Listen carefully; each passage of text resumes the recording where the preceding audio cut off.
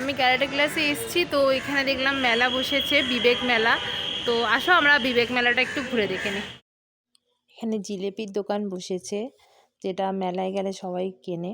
দেখো মেয়েদের জন্য অনেক সাজা গোজার জিনিস বসেছে।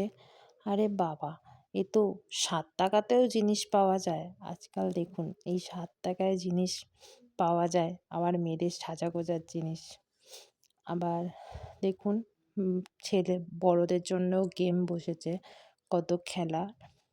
এখান থেকে খেলে আনন্দ পাবে, আবার গিফটও পাবে। এই দাদা তো একটা পেনও পেয়ে গেছে। বাহ,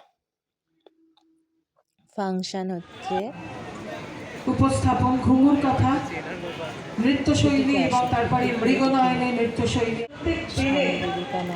স্বামী বিবেকানন্দর জীবন অনুষ্ঠানের অংশ তুলে ধরছে কাহিনী। ছোট ছোট গল্প, কবিতা, ইলেকট্রিক ব্যানারে তার রূপায়ণে আছেন তোহা এলইডি ক্রিয়েটিভ।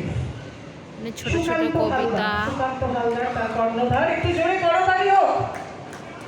এরা নির্বাক নীরবে নিভৃতে কাজ করে এবং সাউন্ডে আছে না খেলনা বসেছে, যেটা বাচ্চারা আনন্দ উপভোগ করতে পারে। তোমরা আসো, এসে এই মেলা ঘুরে যাও, আশা করি ভালো লাগবে। 23শে জানুয়ারি লাস্ট মেলার দিন।